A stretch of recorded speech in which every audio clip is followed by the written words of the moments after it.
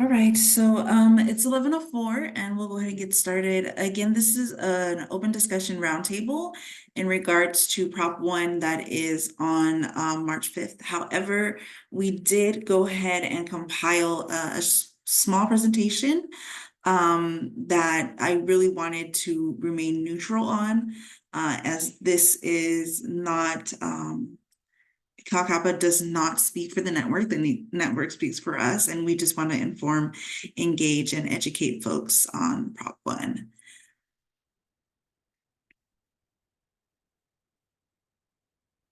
Lawrence, if we could share that slide. Yeah, awesome, thank you.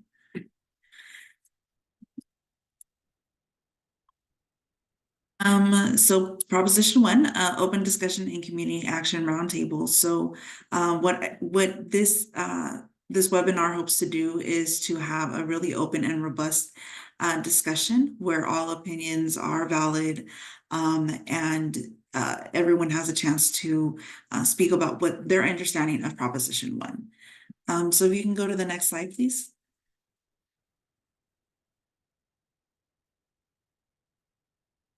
So this is from the voter guide. Prop 1 would authorize 6.3 billion in bonds to build mental health treatment facilities, and for those with mental health and substance use challenges, and provides housing for the homeless. It would amend the Mental Health Services Act to provide additional behavioral health services. The fiscal impact would shift roughly 140 million annually of existing tax revenue for mental health, drug, and alcohol treatment from counties to the state. So instead of local control of that funding, it would go back to the state. Increase state bond repayment of 310 million annually for 30 years. Currently, the California Professional Firefighters, Veteran Services Agency's National Alliance on Mental Illness support it. The opponents are the Mental Health America of California, however, Jarvis Taxpayers Association, Cal Voices. From my understanding, the League of California Women Voters has also opposed it. And another supporter in support is Blue Cross and Blue Anthem of California. So the yes on the measure would mean counties would need to change some of their mental health care and drug alcohol treatment services to focus more on housing and personalized support services. Counties would not need to change mental health care or drug alcohol. A vote no would mean that services provided currently would not need to be changed, and the state could not borrow money to pay this bond. So the pros and the cons. Can I get Tim to read the pros, and then Brenda, if you can read the cons?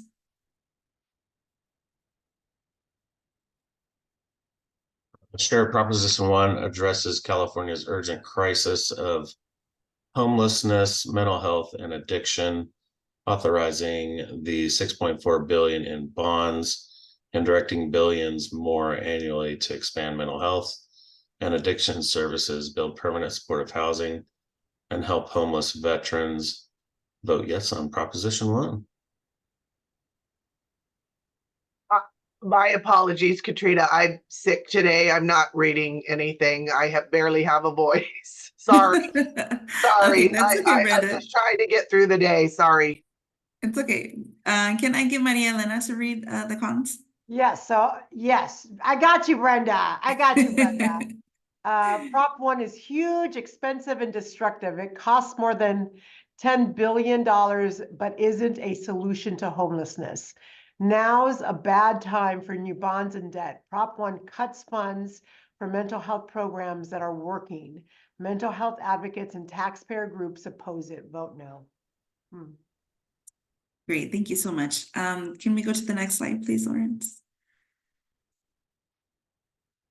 So these are the other pros of Prop 1 that I was able to find. Can I get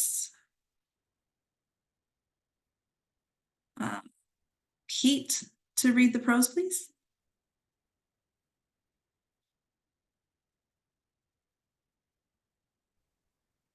The pros: funds behavioral health treatment in residential facilities,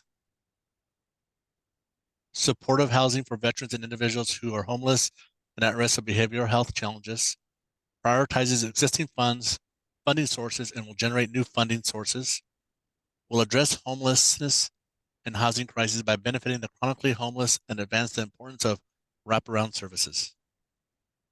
Thank you. Next slide, please. Karen, can I get you to read the cons of Prop 1? Yes, may lead to a regression in the treatment of mental health illness and substance use disorder. Funding will be used for involuntary and forced facilities. Reduction in access to mental health services for Black, Indigenous, POC communities, as well as the LGBTQ plus community. Expands MHSA without increasing tax revenue to support behavioral health programs. Increased state costs of 310 million over a 30-year period. Great, thank you. Next slide, please. So the overall fiscal impact, Linda, can I get you to read that? Oh, goody. And it's big enough, I can see it. 140 million shifted from counties to the state, increased state bond repayment costs.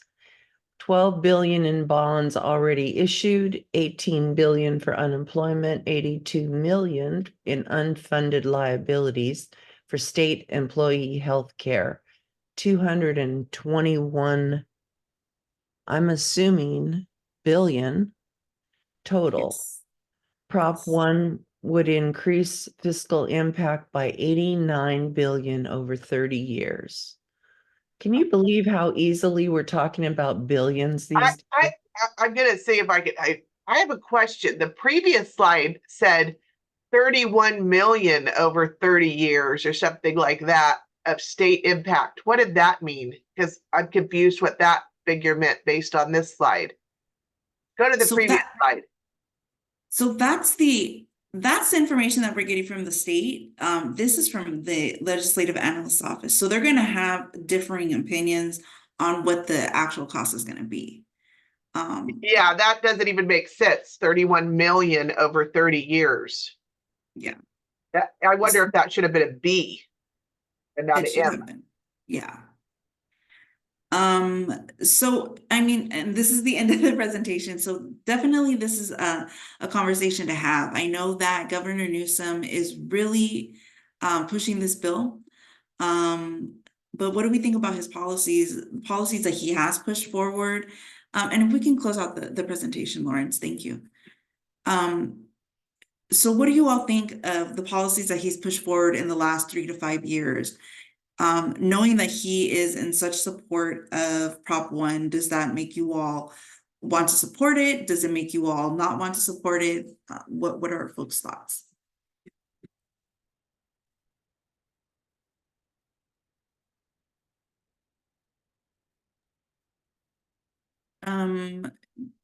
So Maria Elena, when you think of this bill on Prop 1, what is? Yeah.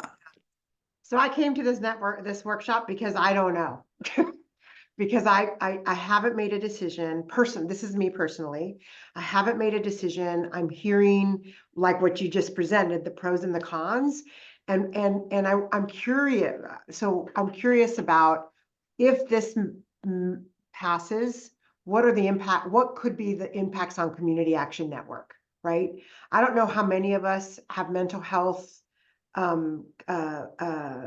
programs or connections. I'm curious about, and Brenda, I'm looking to you about the housing piece of it. You know, I just don't know enough, and I'm wondering what other people on this call are thinking. That's not an answer, Katrina, but that's where I'm at. I think we're all there. I think all of us, because for me as a voter, right, like I think a lot of one thing that stands out to me is that the fact that the League of California Women Voters has come out in opposition, and Blue Cross and Blue Shield has come out in support. For me as a voter, that's just a signal for me, like, to further research it, but also who are these folks why are these particular organizations or entities in support or opposition? Brenda, I know that you're having, that you don't have a voice right now, but okay, she said the amount that would be put out. I may be fading fast. I had a meeting before this, so the problem I have is I'm not going to access mental health housing money. I mean, this is for lockdown facilities. It's a huge amount of money. I'm interested in the homeless housing component, and it's not outlined in the bill. And what concerns me is they don't obligate themselves to what percentage or how much of the bond is going to be used for homeless housing, which in my, storied career here means that could be zero. When you're not obligated, there's a reason for that. So that's my concern. And of course, Blue Cross is going to support it. So this is an example in my community because we already have some mental health lockdown facility, Betty. So what's happening in my community, which, from a personal level, is they're closing down SNFs, which are skilled nursing facilities, and big corporations are buying up these SNFs and changing them into lockdown mental health because the return on investment is like 6 times more than what you get from Medi-Cal for a SNF. Well, what we're having is a crisis in our community because there's not enough SNFs. And so families are having to have their elderly, grandmother moved to a skilled nursing facility 2 hours away because their entire facility was turned into a lockdown mental health. And we've already had this happen twice. So from a business standpoint, that's smart because you're getting 5 times reimbursement from Medi-Cal. From a community standpoint, how disruptive is that? Because the people we served, families, when they can't be serviced anymore, are going to Medi-Cal approved skilled nursing facilities. Miss Linda. Excuse me, interestingly enough, our Board of Supervisors, I just saw in the recent Gold Country newspaper printed. Sorry, you guys, I'm old school. Our Board of Supervisors has gone on record to oppose the bill because it would limit local control and flexibility over behavioral health services and reduce program funding to counties. They also oppose it because it adds unfunded mandates, creates another expensive layer of bureaucracy, and provides a solution for urban zones without considering the needs of rural counties. Our health and human services workers have their finger on the pulse of homelessness in Placer County, and that is why we have a smaller unhoused population than most counties. Prop 1 goes too far and dictates funding priorities that do not match our needs. And that the reality in Placer County and Nevada even combined, our recent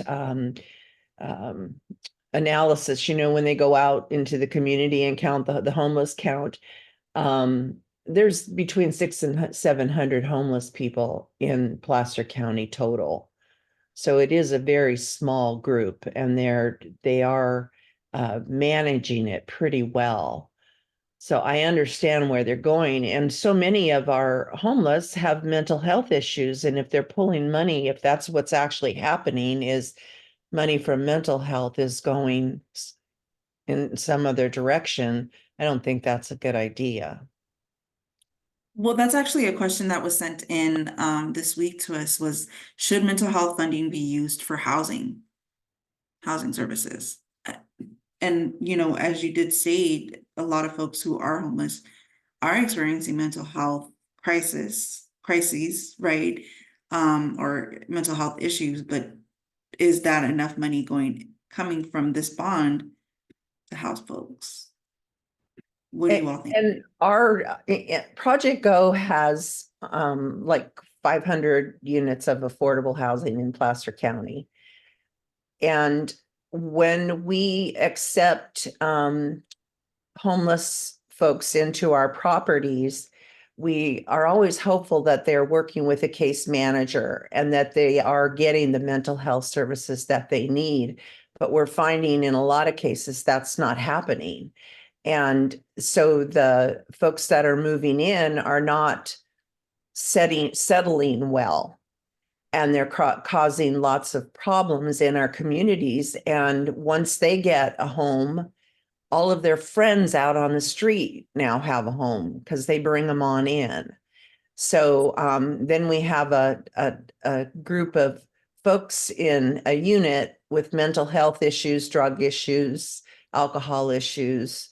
And you know, 3 of our properties are senior properties with the bulk of our housing, and little old ladies just don't like having homeless men, previously homeless men, coming into their community and disrupting their life. So I think that the case management and mental health services have to go with housing the homeless wherever they get to live. I hate to be blatant. Sorry. Hey, I'm sorry. I'll chime in if you don't mind. I'm the chairman of Butte County's Behavioral Health Advisory Board, and our behavioral health staff has really come out against this because the MHSA funding, you know, it's heavily monitored and mandated on what they can spend, how much percentage they can spend on what. And this is totally going to shift what they can spend, and a lot of it's going to have to go to housing. So they're funding a lot of community services. I mean, thankfully, none of ours, but our African American Family Cultural Center. We have a Sixth Street Youth Center for homeless, transitional age youth. An Iverson Center for people with mental health issues. And all of those, if this goes through, is going to get cut because they're going to have to shift so much of their funding to housing. And I guess the thing that, you know, I'd appreciate a lot of stuff Gavin Newsom has done, but it really does seem like this, he's pushing it so hard that what I'm told is he has instructed behavioral health staff in counties that they can't publicly come out against this. And so they've had to be very careful and work through the advisory board and things like that. And so I don't know, they feel very bullied by Gavin Newsom, that this is something that he really needs to have a win on so that he can run for president in 4 years, and that it's good for him, but necessarily not good for California. It reminds me a whole lot of when HUD made that big shift to housing first, and they used to fund a lot of programs and preventative stuff, and then made that shift, I don't know, 15, 20 years ago now, to really focus in on housing, which I think is kind of a mixed bag. We lost quite a bit of funding in that shift because we have a transitional homeless program for families that has a lot of I guess you could call them barriers. People have to be sober and attend programs and things like that. And that's no good for housing first. And this is pretty similar, that it's going to take a lot of program funds and shift it to housing. That's my understanding. I was looking back through my emails trying to, they had a really good presentation of how it would shift the funds, but I don't think they ever emailed that out. It was just a presentation at a meeting. Thank you. I'm sorry, I don't know how to pronounce your name.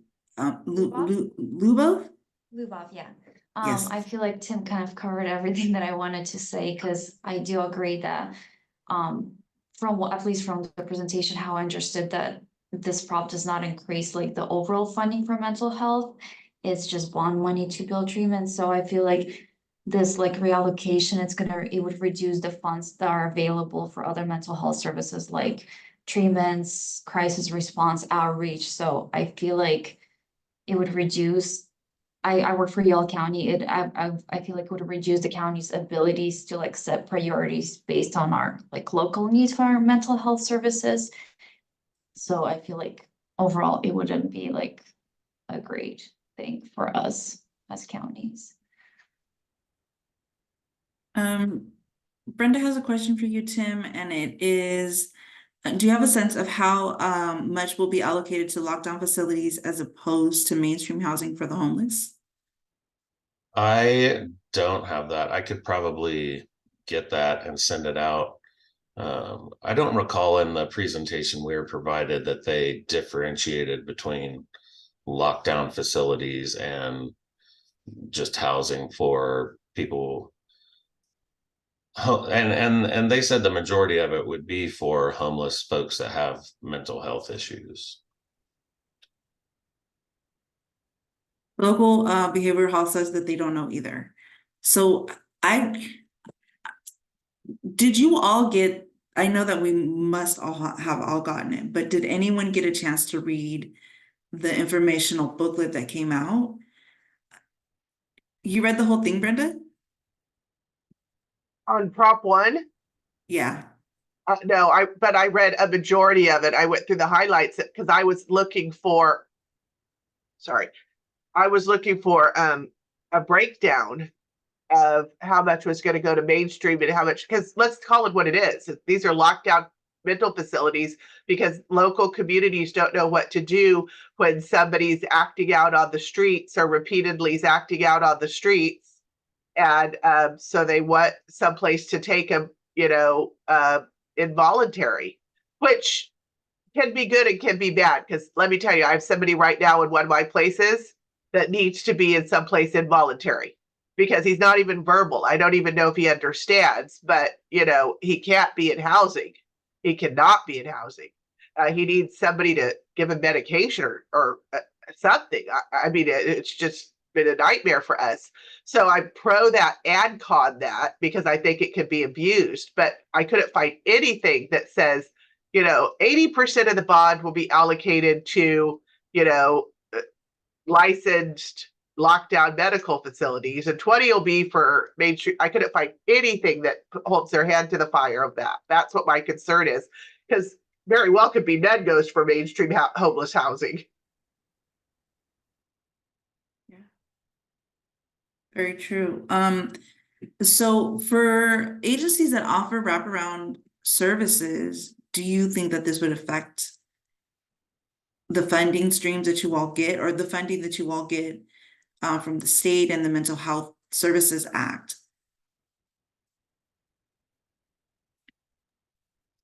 It's my understanding that it's drastically going to affect wraparound type services. That if it passes, we'll be defunding quite a bit in our county. And, we don't have enough housing. We need more housing. But that's difficult and expensive to build, and it's not going to pop up anytime soon. We don't have current housing stock we can dedicate to come into compliance with this.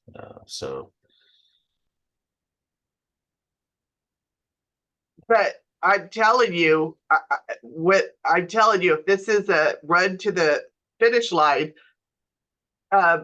Medi-Cal providers are going to soak up all this money for in-house, what are they calling it?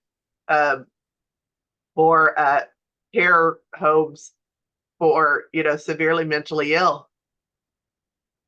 I mean, this is going to be your SNFs being, bought up by corporations who see that there's money to be made by housing SMH.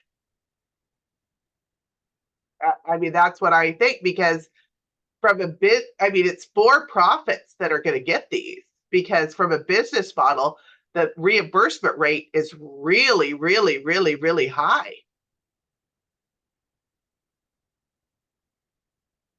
And once you're in a lockdown, you can be forcibly medicated. So Yeah. a lot of the problems go away because I mean let's be honest. A lot of if they have violent tendencies or are hard to deal with or super mobile, then they're just going to prescribe more. So it's covering a problem, right? Not fixing a problem, but it's covering it and fighting it instead of finding actual solutions. Yeah, but what Just is dose the medication. the solution? So we have a severely mentally ill housing. We have that. And most of the time people are good. We have one gentleman now who we worked with. We're going there every single day. Behavioral health is involved. And he insists on filling plastic bags with water and pouring them on his floor. It is rotting the rafters. It's rotting the baseboards. The people below him, it's terrible. We can't get him out. The mold is terrible. That is his condition. He has been to mental health 50 million times and given a medication.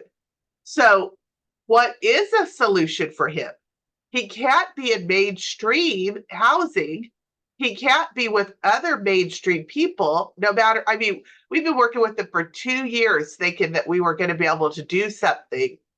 And, we took away all the buckets and, it was just, we've done everything. What do you do? I feel in this case, he needs to be in a lockdown facility where he's forcibly medicated because nobody's having any success and it's negatively impacting so many people. So I'm just giving that as an example. Most of the people are okay. We're able to find something that works, but what do you do? And then what if you're their family member? You have to live. You have to know that they're safe and they're being cared for at some level, but you have to have a life too. So I can see both sides. It is kind of covering the problem, but what are the options?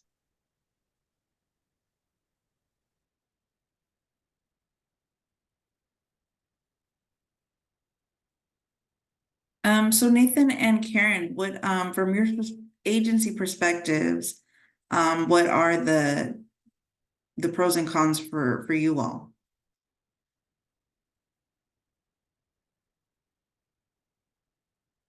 Yeah, I feel like for myself, I can't really speak too much because I think just for my position, I think this might have been a call for advocacy coordinators. So I'm not too sure on what I can speak for the agency. So I apologize for that. No worries. Thank you for being here, though. Hi, my name is Nathan. I represent Community Action Partnership of Sonoma County.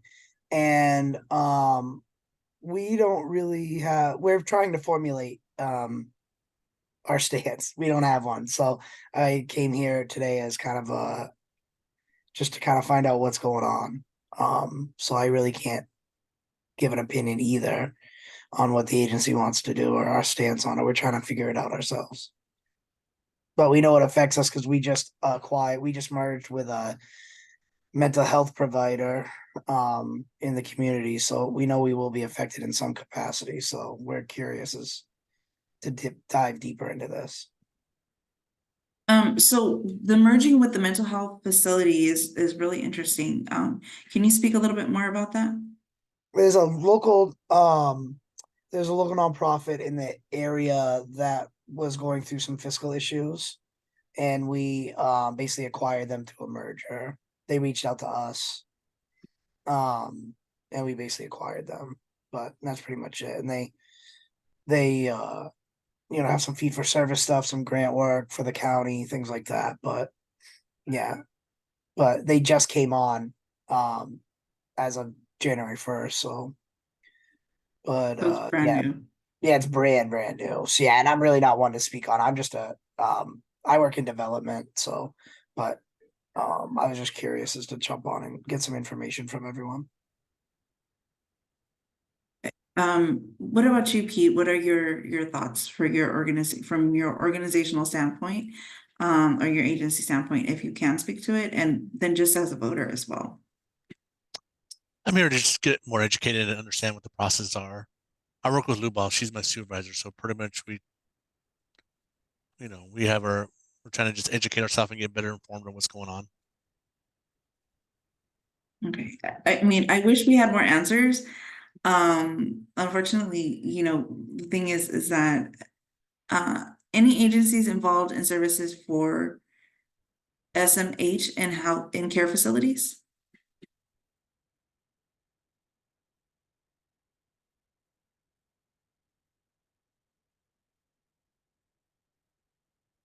So no.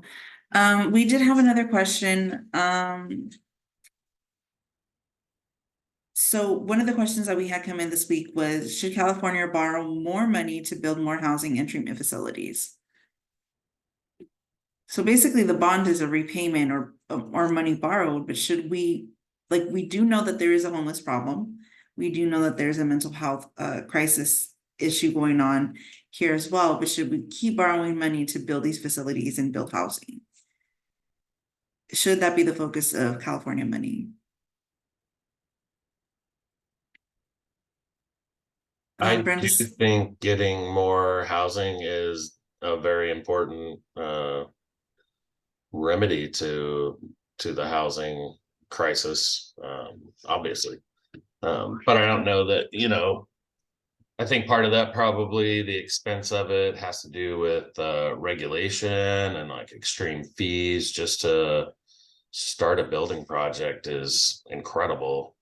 And so, I think it's a two-part thing. And then also some of it is just, I think, structural in how our capitalist society currently operates or has evolved over the last 30-40 years, and it's made it challenging. But housing, we do need more housing, but I think it also needs to somehow become a little cheaper and easier to build housing.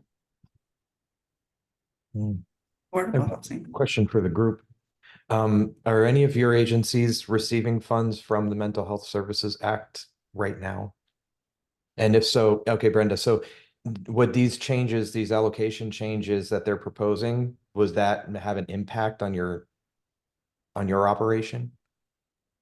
Well, it's additional money from a bond. I haven't, it's not taking money from one pot to put to another. It's additional funds. So I don't know. We have a couple complexes, small, like what is 4 and what is 8 that were funded with it, and then they also fund the wraparound services for those. So I mean, this is new money as far as I know. So I don't think so. I mean, this is a totally different ball of wax. What I'm doing is supportive housing. And the majority of this money is going to be for in-care, long-term lockdown facilities. And it's new bond money. So I don't know, but I don't think so. Yeah, I don't know. I mean, as I read this also, they're taking the Mental Health Services Act and reconfiguring it. So this does that. So it sounds like it's that and using those dollars to leverage and put this bond out, right? If I'm understanding that right. So it could be new money for housing. Tim, you said that the housing issues were challenging to start up. Is that right? Well, it's just really expensive to build new housing. And I agree. It is my understanding that, there's this new bond money, but the current money that goes to counties for under the Mental Health Services Act is getting reconfigured on what they can spend, and a lot of it, at least 30% of it, is gonna transition to housing that they'll have to spend it on. it's at least 30%. And so, they have to come up with that 30% somehow. And that's going to come out of supportive services, at least in our county's case, that are providing, I think they call it preventative services. So it's community services that, help out youth that are struggling, minority populations, things like that. So that money will go away, and well, it'll transition and support housing. So another question that we have, is given the con of it affecting in a negative way, LGBTQ and other communities of color, do you all think that there would be an influx in people seeking services from your agencies?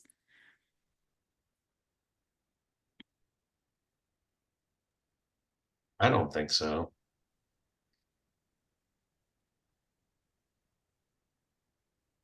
Maybe over time. The issue, I guess, with preventative type services or supportive services is you don't really see the payoff until these youth and people grow up, and did instances of mental health decrease because of that? It's really hard to say. But I don't see this going into effect and then all of a sudden in a couple months or years, we have a lot more people seeking energy assistance or home weatherization or falling into homelessness. I do see how this could help out, reducing the homeless population, which is the only reason I'm on the fence about it. I want to protect programs that are being funded in the community, but also we need housing. So Brenda, the con is that folks who oppose it are saying that because this is such, it like restructures the Mental Health Services Act, that it would take away access away from communities of color, specifically, LGBTQ and all of those things. So it would take away access and then resources from folks.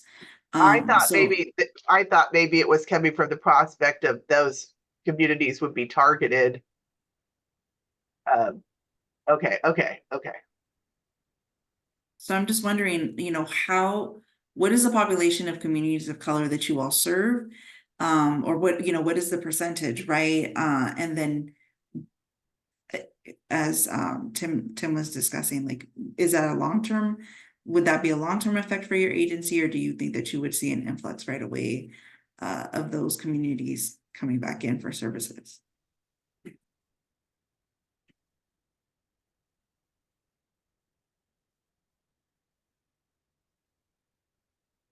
I don't think I really see it changing in Placer County, but Placer County is like 80% Caucasian, and like 10% Latino and a small percentage of African American. So I just think that in our county, it's and Project Go doesn't do a lot of direct services or any direct services with our CSBG funding. We subcontract out to other nonprofit organizations. And and mostly those are like senior nutrition programs, domestic violence programs, programs like that. So I don't see it really having an impact. But I do, want to stress that for me, having intense case management along with moving folks into permanent housing is essential. They can't dump and run, that's what goes on here in Placer County.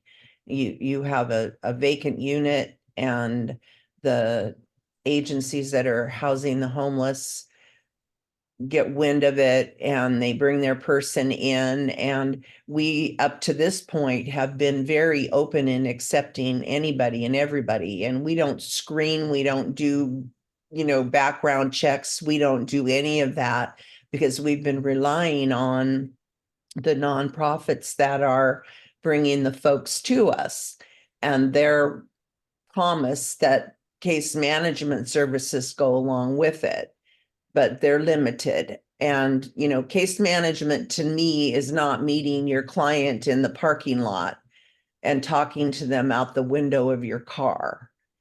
And Yeah. that's the kind of case management that's going on in our county. And it's embarrassing and it's just not right, but I can't get anybody to deal with it. It's just, oh, well, it's what it is. And Tim, back on your Housing First thing, before Housing First, we had a better program because all of the stuff went with the person. Now the stuff is secondary and maybe will happen, but getting them housed is the first thing that has to happen. Well, you just can't dump and run. That doesn't work. So I'm pretty well convinced that Prop 1 isn't going to work for me. I don't know. I didn't see anything in any text or anything that I've seen that it discusses case management at all. I don't see that, but if we're talking about increased lockdown facilities, there has to be some type of case management going on. But how intense is that, and how long does that case management go on? It's bang, bang, shoot them up. That's what the case management is. Shoot them up with whatever drug you can shoot them up with. That'll shut them down and calm them down and, make them less of a problem for that person that's dealing with them. Yeah, that's my mind on, that's my interpretation of what is going to happen. If we can't even get proper case management with programs that are funded to provide case management, what do you think we're going to get with something that doesn't even speak to it? So I don't know. Now I see why the Board of Supervisors is rejecting this in our county. I think it's polling pretty good though across the state. Last I saw it was in the 60s or 70s for the prop. So Wow. Wow. I Well, think they just want to get the homeless off the street, right? And that's, that to the voters is what they see with this. This is okay. They're going to get them off the street, and that's what I want. I don't want them out here begging me and knocking on my window and holding signs on the street corner and whatever. So yeah, I can see it. And who's going to be stuck with it? Us. Wow.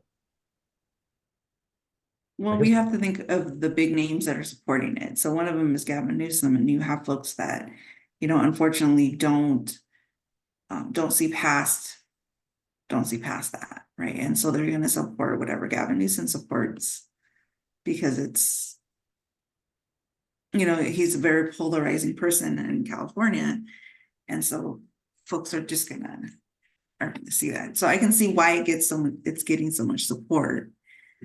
I was really shocked to see that, the entities that were in opposition of it. And the more research that I'm doing, like there's legitimate entities within California that are just opposed to it. So for me,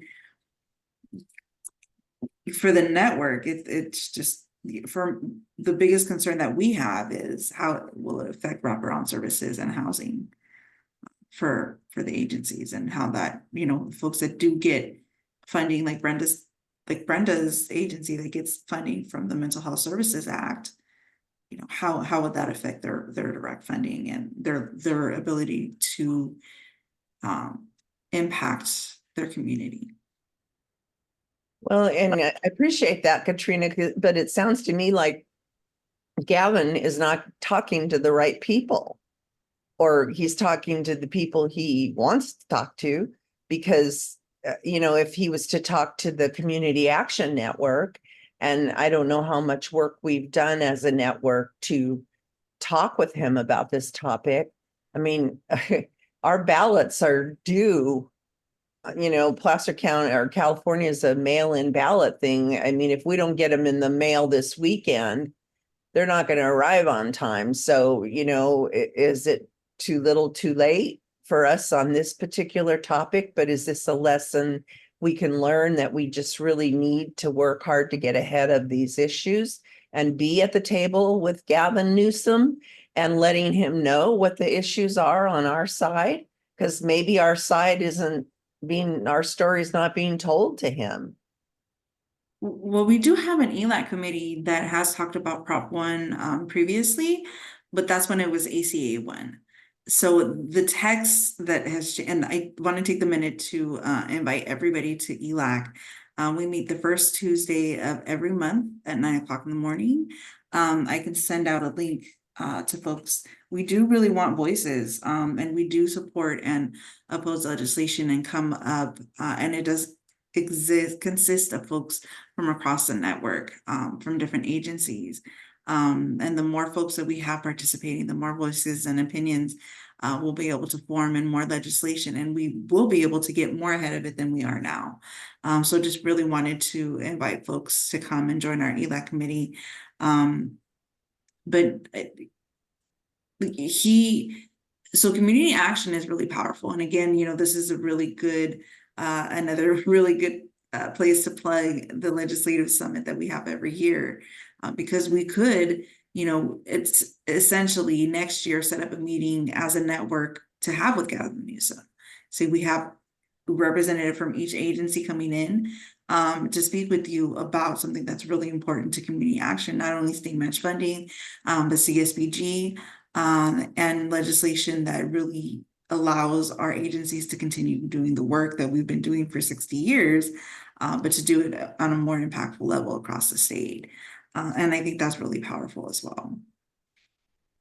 So we have about 7 minutes left. Do folks have any other questions, any other concerns or comments in regard to Prop 1?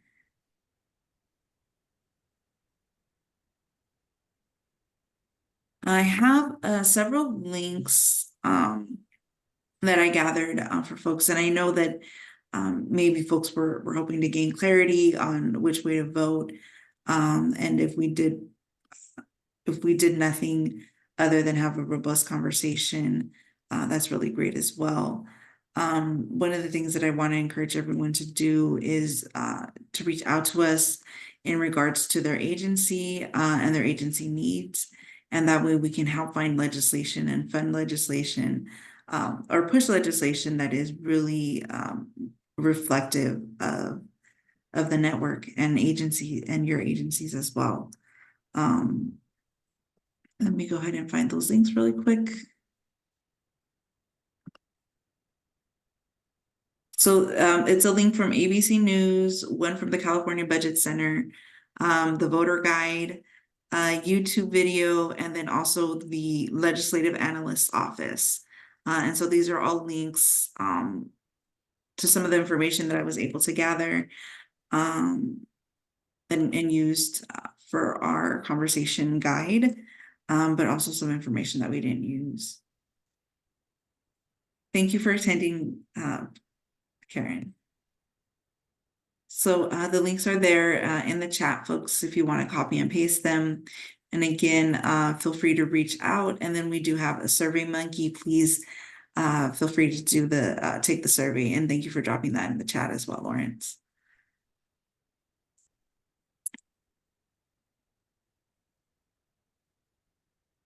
Then earlier in the chat, I also dropped the oh no, you've got it in here too. Katrina put in the Prop 1 analysis from the California Budget Center. So if you missed that one earlier on, that's a pretty good read.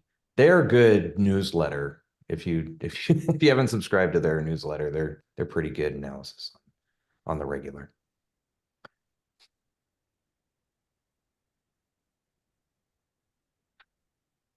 All right, everybody. Thank you so much. Have a great rest of your day, and thank you for joining us. And we will send out all the information that we dropped in the chat, as well as a follow-up email with the survey and an invitation to our ELAC committee. Have a great day, everyone. Thanks Thanks, so good to see much. you. Thank you. Bye.